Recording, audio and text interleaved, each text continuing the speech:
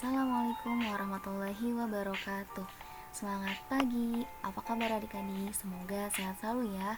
Pada kesempatan kali ini kita akan melanjutkan materi pada bab cahaya dan alat optik, yaitu tentang alat optik dalam kehidupan sehari-hari. Kira-kira ada apa aja ya alat-alat optik dalam kehidupan sehari-hari kita? Nah, mungkin beberapa gambar ini mengingatkan adik akan suatu hal. Ya, silakan ingat-ingat kembali alat-alat ini, mungkin sudah tidak asing lagi ya.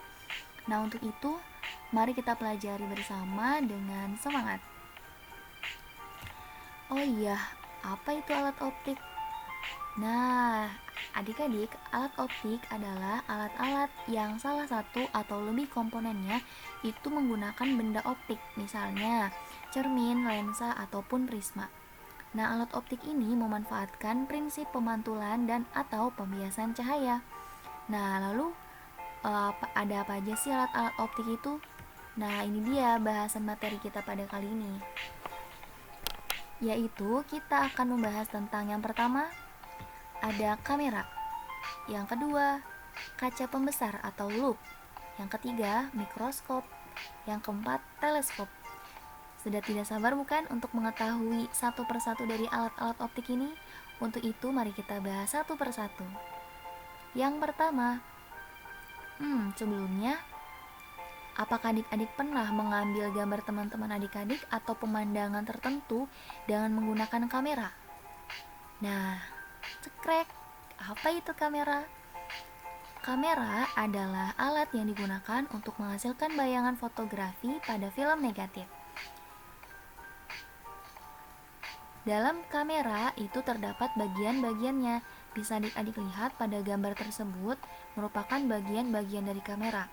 Nah, ada diafragma. Nah, diafragma ini fungsinya adalah untuk mengatur jumlah cahaya yang masuk ke kamera dengan cara mengubah ukuran celah diafragma. Kemudian ada shutter. Nah, shutter ini memungkinkan lewatnya cahaya melalui lensa dalam waktu yang singkat. Kemudian ada fokus lensa, yaitu untuk memperoleh foto yang tajam dan tidak kabur. Nah, ketika kita sudah men-setting kamera itu, maka kita akan mendapatkan sebuah foto yang tentunya sangat indah. Nah, lalu perlu diperhatikan bahwa ukuran bayangan yang ada di kamera itu bergantung pada panjang fokus lensa dan jarak lensa itu pada film ya. Lalu, bagaimana pembentukan bayangan pada kamera? Nah, kita fokus ke gambar tersebut ya. Nah, dalam kamera itu terdapat lensa cembung. Jadi kamera itu lensanya adalah lensa cembung yang fungsinya sebagai pembentuk bayangan. Nah, jika sebuah benda diletakkan di ruang 3, sebuah lensa cembung, di ruang 3 sebuah lensa cembung, maka akan terbentuk bayangan yang nyata, terbalik, dan diperkecil. Pada kamera, bayangan ini diusahakan jatuh tepat di plat film yang mempunyai sifat sangat peka terhadap cahaya. Ingat ya adik-adik, bayangan lensa kamera yaitu nyata, terbalik, dan lebih kecil dari benda aslinya atau diperkecil. Nah, kita lanjut ke alat optik yang kedua. Nah, coba lihat gambar di samping.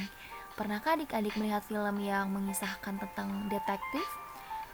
Kemudian, benda apa yang sering dibawa seorang detektif?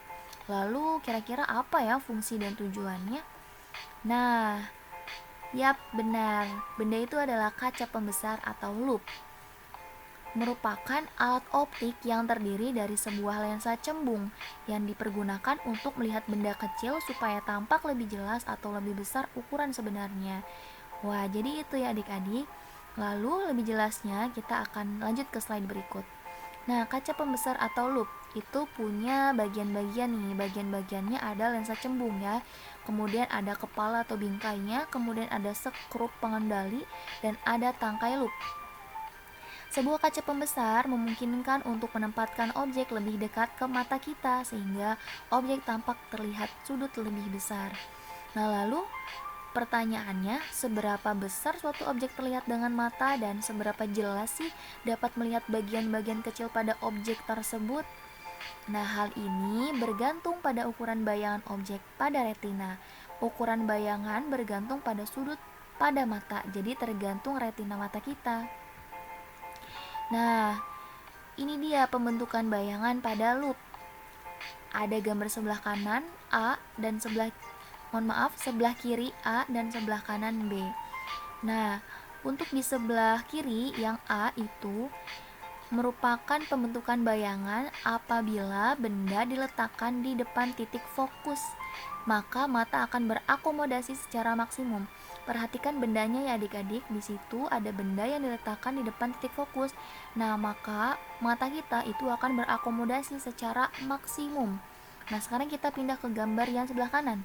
Nah, di sana apabila benda diletakkan tepat di titik fokus, maka tidak akan berakomodasi sehingga mata tidak mudah lelah. Apa itu akomodasi? Nah, jadi mata yang berakomodasi adalah kondisi di mana kemampuan otot siliar mata untuk menebalkan atau memipihkan kecembungan lensa mata yang disesuaikan dengan dekat atau jauhnya jarak benda yang dilihat mata.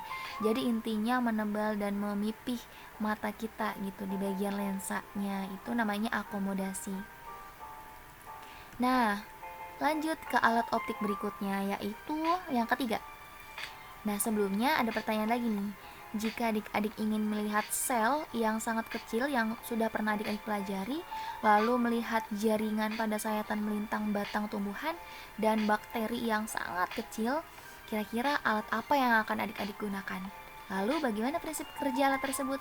Nah, jawabannya adalah yap, betul, mikroskop. Mikroskop adalah alat optik yang digunakan untuk melihat objek-objek yang sangat kecil yang tidak dapat dilihat dengan mata. Nah, lalu adik-adik sudah pernah belajar ya tentang bagian-bagian mikroskop pada kelas 7. Nah, ini mungkin sedikit mengingat kembali tentang bagian-bagian mikroskop ya. Nah, mikroskop ini memiliki dua lensa, yaitu lensa okuler dan lensa objektif. Okuler dan objektif. Nah, kalau lensa okuler itu adalah lensa yang posisinya dekat dengan mata pengamat.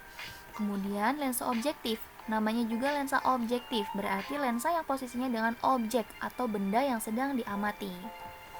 Nah, kemudian bagaimana ya pembentukan bayangan pada mikroskop? Nah, coba perhatikan gambar tersebut. Ya, ketika kita melihat sebuah mikroskop, maka bayangan yang kita lihat itu terbentuk dari seperti ini. Benda yang ditempatkan pada sebuah kaca objek yang disinari dari bawah, itu kan terdapat sinar ya di bawahnya. Nah, cahaya yang melalui lensa objektif ya, dan akan membentuk bayangan nyata dan diperbesar. Nah, lalu pertanyaannya kenapa diperbesar? Karena benda tersebut terletak di antara 1 dan 2 jarak fokus lensa objektif. Selanjutnya bayangan nyata itu diperbesar lagi oleh lensa okuler yang dekat dengan mata kita untuk menghasilkan bayangan maya yang diperbesar. Ya, coba bayangkan berarti bayangannya diperbesar sekian kali. Kalau misalkan lensa objektifnya itu 40 kali dan lensa okulernya 10 kali, berarti bayangan yang dihasilkan adalah 400 kali. Oke. Nah, ini dia dua gambar yang berbeda. Yang gambar atas itu seperti pada tadi ya, ini memperhatikan daya akomodasi matanya. Nah, pada yang atas itu merupakan ketika mata kita itu berakomodasi maksimum. Nah, sedangkan pada yang gambar bawah itu ketika mata kita tidak berakomodasi. Nah, lalu yang terakhir nih, pertanyaannya, pernahkah adik-adik melihat bulan di malam hari? Lalu kira-kira alat apa ya yang dapat membantu melihat bulan lebih jelas? Yap, benar. Jawabannya adalah teleskop. Teleskop adalah alat bantu penglihatan atau optik untuk mengamati sebuah benda-benda yang jauh, terutama benda yang berada di langit seperti bulan dan bintang. Nah, teleskop ini dibagi menjadi dua, yaitu ada teleskop bias yang pertama ya. Kita bahas dulu. Nah, teleskop bias ini merupakan kombinasi antara dua lensa cembung yang terletak pada bagian pipa. Lensa yang lebih besar adalah lensa objektif, sedangkan lensa yang lebih kecil adalah lensa okuler. Yang mana sih lensa objektif dan yang mana sih lensa okuler? Nah, lihat gambar tersebut ya adik-adik. Itu ada lensa objektif yang diameternya lebih besar dan lensa okuler yang diameternya lebih kecil. Nah, kemudian bagaimana pembentukan bayangannya? Lihat gambar di sebelahnya. Jadi lensa objektif itu membentuk sebuah bayangan dan kemudian bayangan tersebut akan diperbesar oleh lensa okuler. Lensa objektif pada teleskop bias memiliki diameter yang lebih besar ya daripada diameter mata saat membuka. Hal ini berarti akan lebih banyak cahaya yang masuk ke dalam mata. Dengan demikian, bayangan yang terbentuk oleh lensa objektif itu akan lebih jelas daripada bayangan yang terbentuk oleh mata. Karena bayangan yang terbentuk sangat jelas, maka objek yang terlihat juga menjadi lebih detail. Nah, yang kedua itu ada teleskop pantul. Nah, teleskop pantul ini sama ya, jadi bedanya lensa objektifnya itu yang terdapat pada teleskop pantul itu digantikan oleh cermin cekung. Nah, kalau tadi kan lensa lensa cembung. Nah, kalau ini lensa objektifnya itu cermin cekung. Nah, pembentukan bayangannya gimana kalau di lensa objektifnya cermin cekung? Jadi, ketika cahaya dipantulkan dari cermin cekung, maka terbentuklah di dalam tabung teleskop berupa bayangan dari sebuah objek yang letaknya jauh, lalu memasuki salah satu ujung tabung dan ditangkap oleh cermin lain. Nah, ini dia ada cermin lainnya pada ujung yang lain. Dipantulkan dari cermin cekung ke cermin datar yang ada di dalam tabung. Lalu cermin datar memantulkan cahaya ke lensa okuler yang berfungsi memperbesar gambar. Jadi, dari sinar datang itu akan ditangkap oleh cermin cekung dan akan diteruskan oleh cermin datar, barulah nanti diperbesar lagi di lensa okuler. Seperti itu adik-adik. Wah, sangat menarik ya. Wah, alhamdulillah, terima kasih. Sekian materi pada hari ini. Semoga kita mendapatkan hal baru ya yang dapat bermanfaat bagi kita tentunya. Lalu apakah adik-adik ada pertanyaan? Jika ada silahkan sampaikan di WA grup atau boleh secara personal kontak. Dan semangat belajar. Sungguh besar ya nikmat Allah. Tahukah adik-adik apa yang menginspirasi para ilmuwan menemukan benda-benda hebat yang sudah kita bahas tadi? Ya, ciptaan Allah berupa mata. Yuk, jangan lupa bersyukur. Wassalamualaikum warahmatullahi wabarakatuh.